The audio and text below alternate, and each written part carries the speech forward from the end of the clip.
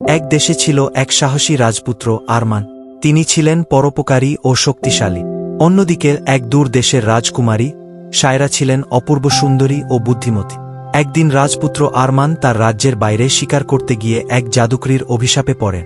জাদুকরী তাকে একটি ভয়ঙ্কর দানবে পরিণত করে এবং বলে, যদি কেউ নিঃস্বার্থ ভালোবাসা দিয়ে তোমার হাত স্পর্শ করে তবেই তুমি মুক্তি পাবে। অন্যদিকে রাজকুমারী সায়রা একটি পুরনো রাজপ্রাসাদের সামনে এসে দানবের দেখা পান।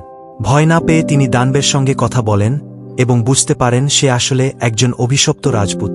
ধীরে ধীরে তাদের মধ্যে বন্ধুত্ব গড়ে ওঠে, যা রূপ নেয় গভীর প্রেমে। একদিন ঝড়ে রাজকুমারী পড়ে গেলে দানবরূপী রাজপুত্র তাকে রক্ষা করতে যায়। সে নিজের জীবন বাজি রেখে তাকে বাঁচা। তখন রাজকুমারী কৃতজ্ঞতায় তার হাত ছোঁয়ায়, আর মুহূর্তের মধ্যে অভিশাপ ভেঙে যায়। আরমান আবার আগের মতো সুদর্শন রাজপুত্র হয়ে ওঠেন। রাজকুমারী ও রাজপুত্রের প্রেমের কাহিনী চারদিকে ছড়িয়ে পড়ে এবং তারা মহাধুমধামে বিয়ে করে। এরপর তারা সুখে শান্তিতে রাজ্য শাসন করতে থাকেন এবং তাদের গল্প হয়ে ওঠে চিরস্মরণীয় এক ভালোবাসার কাহিনী।